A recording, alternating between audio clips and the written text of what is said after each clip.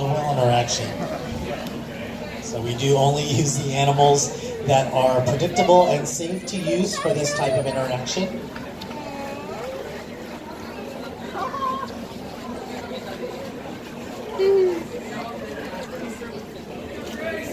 Now the beluga whales are trained to do several behaviors.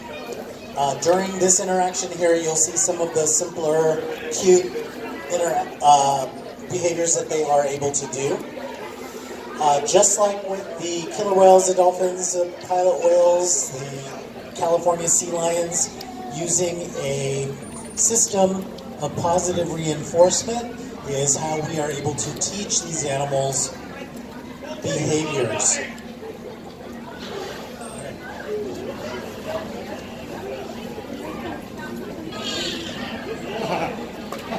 Now the animals have the option to not do the behaviors, and I've seen that happen on more than one occasion. But for the most part, they do enjoy this part of their day, and they do get rewarded with fish. I will say that throughout the park, whenever you see trained animals, the fish is a reward that we give them because it's something that they enjoy, but it normally does not make up a huge portion of their diet. The animals are fed a certain amount of food every day based on their weight, general health, and their age, no matter what. So an animal does not have to do one behavior during the day and they will still get that base amount of food. But we do find that the animals are engaged and have fun when they do interactions such as this. With some of the other animals, like the killer whales, the interaction will include a lot of high-energy maneuvers, like jumping out of the water, which is a way that we are able to help them to bring up their heart rate, and that exercise is going to be really important for them.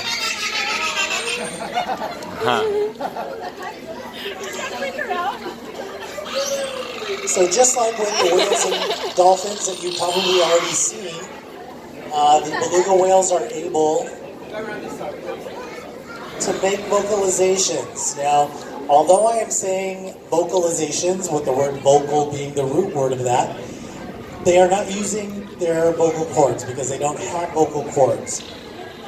Whales and dolphins make all of the sounds that you hear with that blowhole at the top of their head. They're able to manipulate the muscle that closes that up, and by squeezing air through it are able to create various sounds. Now these are sounds that they use to communicate with each other.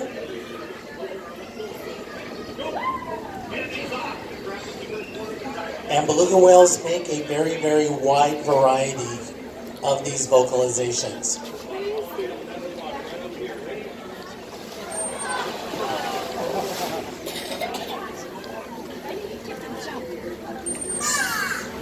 Now that is an example of a mini breach that these animals can do. You're really not going to be able to see a beluga whale ever clearing the water, like jumping out of the water and pulling their body entirely out of the water. They are just not that athletic.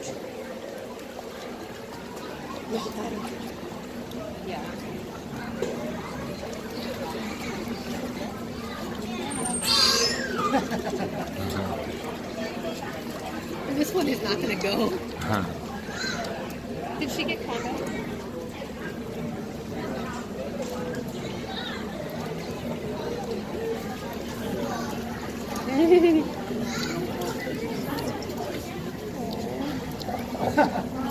Like these.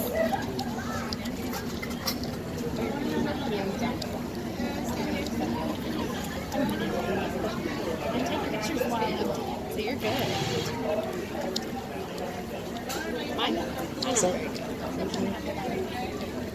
So I'm going to go ahead and step off the mic for a moment and give you a chance to watch the interaction that's going on in the pool.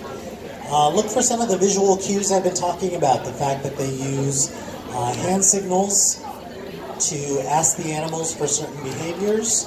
You're going to notice that they blow a whistle to communicate with the animal by letting them know they performed a behavior correctly. And again, you're going to see them use that food as a reinforcer. To reward an animal, they're also going to use physical cues like an excited look on their face, the smiles, using their hands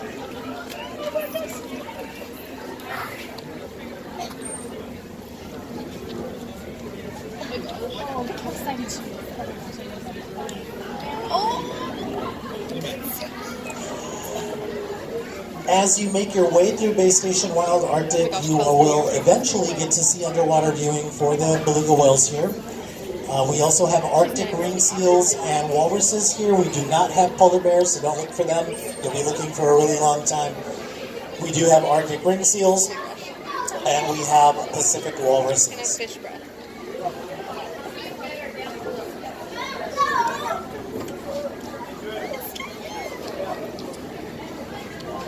He's going backwards.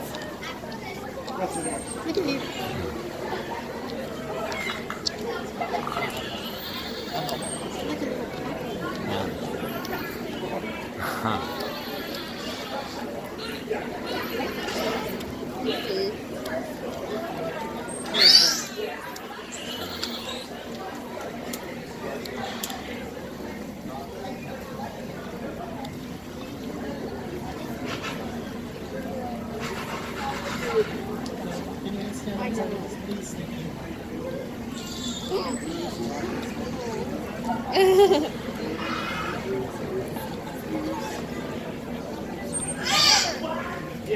I love that.